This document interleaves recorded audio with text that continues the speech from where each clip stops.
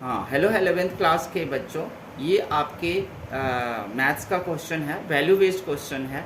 एक पेपर में आया था, मैंने उसे वहाँ से उठाया और सोचा आप लोगों के लिए सॉल्व करके रख दूँ, क्योंकि बिल्कुल ये क्वेश्चन कहीं भी नहीं है। वैल्यू बेस्ड क्वेश्चन कहीं मिलता ही नहीं है, ना गूगल पे ना यूट्यूब पे, कहीं भी नहीं मिलता है। तो इसलिए मैंने सोचा कि इस क्वेश्चन को हम आपको सॉल्व करके दे देंगे। सर्कल से रिलेटेड क्वेश्चन है, सर्कल के फॉर्मूला यूज़ होना है ये सब, और तीनों को हम सॉल्व कर देंगे।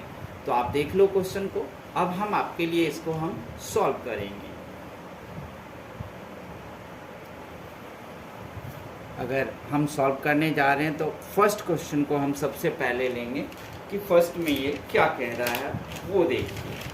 तो फर्स्ट में ये बोल रहा है कि if the line y equals to √3x plus k touches the circle x square plus y square equals to 16, then find the value of k।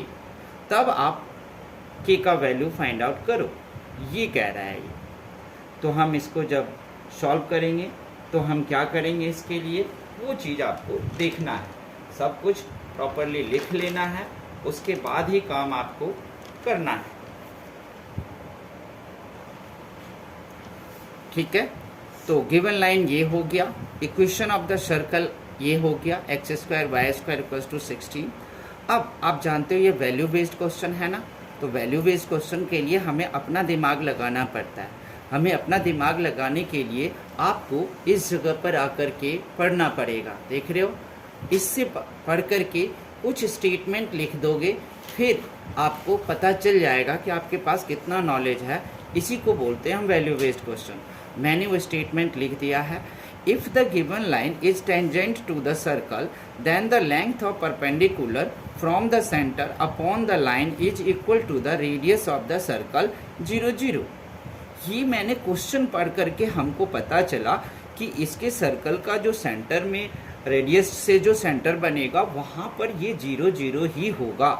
ऐसे में हमने सोचा तुरंत हम डी फॉर्मूला लगा करके और इसको हम फाइंड आउट कर लेंगे। तो यहाँ पर आप देख लो, हमने आपके लिए डिस्टेंस फार्मूला का यूज़ कर दिया है, a square plus B square और इक्वल्स टू में क्या होता है r। अब आप इसको अगर यूज़ करोगे तो आप देखोगे आपके पास है क्या, जो इक्वेशन है उसका आप इस्तेमाल करोगे। तो उसका जब इस्तेमाल करोगे तो आपके पास क्या आएगा, √3 multiply 0 plus 1 multiply 0 plus k, सी की जगह पे k रख देना।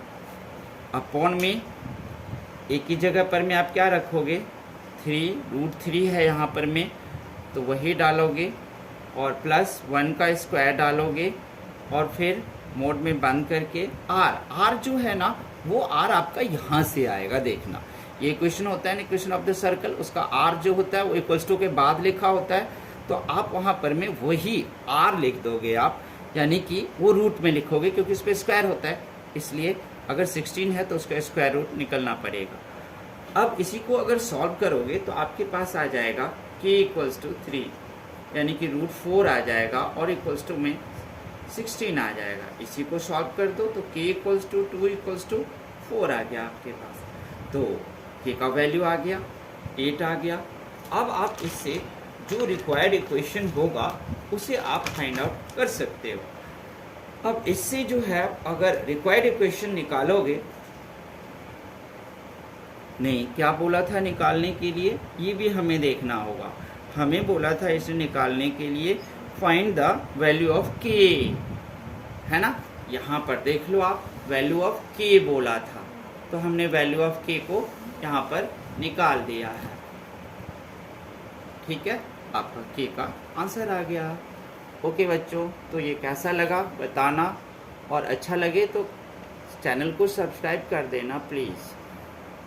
हेलो बच्चों, तो ये देखो, ये है आपका एक वैल्यू बेस्ड क्वेश्चन है और उसमें ये क्वेश्चन आपको इसका अब हम सेकंड पार्ट करेंगे और सेकंड पार्ट भी करके हम आपको इसमें दिखा देंगे।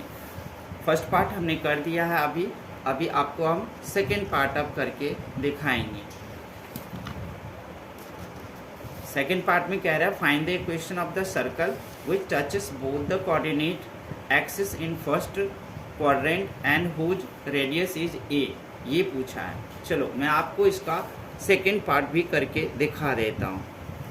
सेकेंड पार्ट में क्या कह रहा है वो आप पहले से देख लो कि वो कह क्या रहा है। तो आप देखोगे 11 है, उसके हिसाब से सबसे पहले तो हम देखेंगे कि वो क्या बोल रहा है। सर्कल टचेस, तो हमें वो सब चीज़ लिखना पड़ता है, वैल्यू बेस्ड क्वेश्चन है। Circle touches both the x and y axis in first quadrant में बोला है, ध्यान रखना फर्स्ट क्वाड्रेंट में बोला है। और फर्स्ट क्वाड्रेंट में जाओगे और जहाँ पर रेडियस क्या हो जाएगा, ए हो जाएगा। फॉर ऐसी स्थिति में देखो, अगर टचेस कर रहा है एक्स वाई दोनों का, वो भी फर्स्ट क्वाड्रेंट में, तो ऐसी स्थिति में इस लाइन को याद रखना है कि for a circle of radius then centre जो उसका जाएगा ना, यही समझना है हमें। वैल्यू बेस्ड क्वेश्चन में यही सब कुछ अपनी तरफ से सोचना पड़ता है। सेंटर एज जो है वो ए ही रहेगा। Therefore equation of the circle equals to में एक्स ए का square plus y minus a का स्क्वायर इक्वल्स टू में ए स्क्वायर, यही रहेगा। समझ गए बात को? अब हम आपको इसी का तीसरा पार्ट भी करके दिखा देता हूँ। देखो यहाँ का तीसरे पार्ट में क्या लिखा हुआ है। Find the equation of the tangent to the circle x square y square minus 6y plus 4y minus 12 equals to 0 which are perpendicular the line 5x minus 12y plus 1 equals to 0। इसको पढ़ लो और पढ़ने के बाद आप सब कुछ समझ में आ गया होगा कि हमें इसमें करना क्या है। तो अभी आप देखते हैं कि हमें थर्ड में अब करना क्या है। तो सबसे पहले हम लाइन लिख लेते हैं जो हमें दे रखा है उसने। तो इसने 5x माइनस 12y प्लस 1 तो दे रखा है, तो अब आप वो भी लिख लोगे। इक्वेशन ऑफ एनी लाइन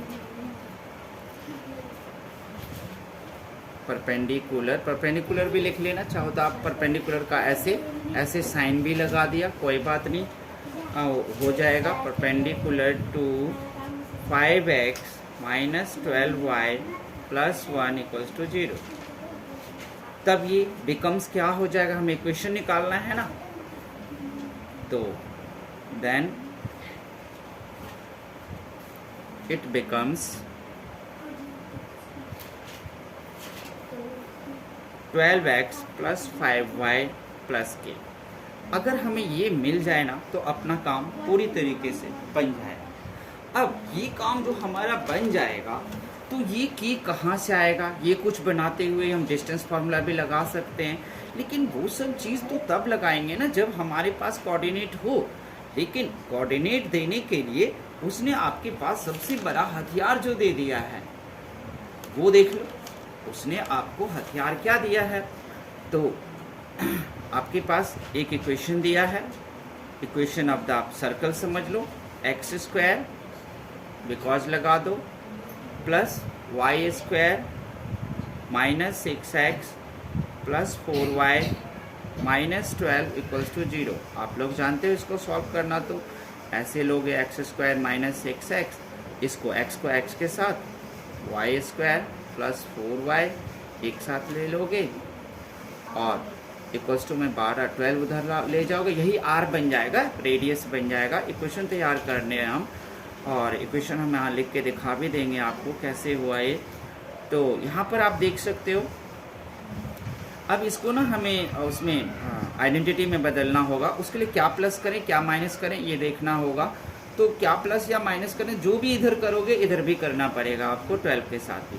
तो एक्स स्क्वायर माइनस 6x है तो 3 2 जा 6 हुआ होगा, तो ऐसे में यहाँ पर में डेफिनेटली जो है वो आपको 3 आया होगा, है ना, तभी तो ऐसा हुआ होगा। तो 3 आया होगा, यानी कि 3 3 जा 9, ऐसे कर लो। फिर आप y स्क्वायर कर लो, 4y है, 4y 2 2 जो 4, यानी कि यहाँ पर 4 आया होगा। ऐसे सब कुछ इधर भी करना पड़ेगा। 12 प्लस 9 प्लस 4 इधर भी कर लो। अब आप इसको अगर आइडेंटिटी में बदल दो तो क्या में बदल दोगे आप बदल दोगे x माइनस 3 के होल स्क्वायर में बदल दोगे, और इधर y प्लस 2 के होल स्क्वायर में आप बदल दोगे, और इसको बदल दोगे 25 में। ओके, अब 25 है। तो अब आप देख सकते हो कि फॉर्मूला आपको याद आया, because x minus h plus y plus k, ये फॉर्मूला था, equals to r square, circle का फॉर्मूला था। ठीक है, अब सेंटर कोऑर्डिनेट आप निकाल सकते हो।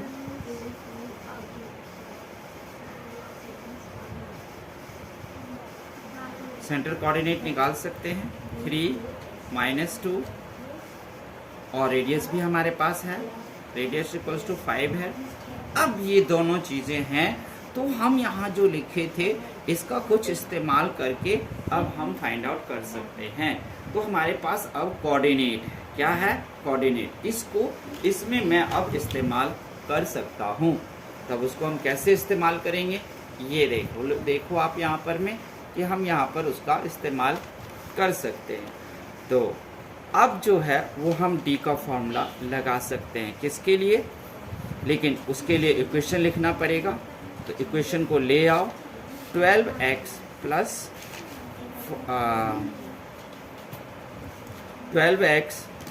5y प्लस के इक्वल्स टू 0। जानते हो ये कहाँ से बना था, ये बना था आपके पास जो गिवन इक्वेशन था, इक्वेशन ऑफ द परपेंडिकुलर, उससे बना था। तो उसको आप पहले लिख दो, 5x माइनस 12y और प्लस 1। ठीक है, यहाँ पे आप देख ही रहे हो, यहाँ पर भी मैंने लिखा था 5x, देखो 5x minus 12y plus 1 equals to 0, और इसी चीज़ को चेंज कर दिया था हमने 12 प्लस 5y प्लस k करके, 12 इसके साथ 5 इसके साथ, क्योंकि यहाँ परपेंडिकुलर था, इसलिए हमने ऐसा किया था। देखो ये वैल्यू बेस्ड क्वेश्चन है, इसमें आपको इस सब तरह के पॉइंट को याद रखना पड़ेगा कि इस इक्वेशन को कब चेंज किया जाता है, कैसे किया जाता है। अब हम इसको सॉल्व कर सकते हैं बड़े आसानी से, कैसे। और अगर आप चाहो कि नहीं मैं इसी में रखूंगी, तो इसमें भी रख करके आप आंसर ला सकते हो, इसमें कोई दिक्कत नहीं है आपके पास। तो अब हम डी का फॉर्मूला लगा सकते हैं। तो हमारे पास क्या हो जाएगा, 12 मल्टीप्लाई में 3 कहाँ से, यहाँ से हमें मिला है। देखो कोऑर्डिनेट हमारे पास क्या मिला है, 3 और -2 मिला हुआ है। ये कोऑर्डिनेट सेंटर कोऑर्डिनेट सी कोऑर्डिनेट हमें मिला हुआ है, इसी का यूज़ कर रहे हैं इस इक्वेशन पर। इस इक्वेशन को इससे मैंने बदला था। तो अब 12 मल्टीप्लाई 3 हो जाएगा, और फिर प्लस 5 मल्टीप्लाई -2 प्लस के मोड 1 यहाँ पे हो जाएगा 12 का स्क्वायर प्लस 5 का स्क्वायर। अब डी हो गया। अब हमारे पास क्या आ जाएगा, तो अगर आप इसे सॉल्व करोगे तो आएगा आपको 26 प्लस के अपॉन में 169 का रूट आएगा। 26 प्लस के अपॉन में 13 आ जाएगा। और इक्वल्स टू में तो आप जानते हो यहाँ आर होता है, फॉर्मूला में होता है, और फॉर्मूला क्या होता है वो आप लोग शायद जानते ही होंगे, A x1 plus B y1 plus C और अपॉन में root A square plus B square, ये फॉर्मूला होता है। इक्वल्स टू में आर होता है, वहाँ पर हमने डाल दिया। अब 26 प्लस के अपॉन में 13 इक्वल्स टू में आर क्या है, आर आपको दे रखा होगा। आर नहीं दे रखा तो अभी हमने आर निकाला था, कोऑर्डिनेट के साथ ही हमने आर इक्वल्स टू 5 निकाल लिया था।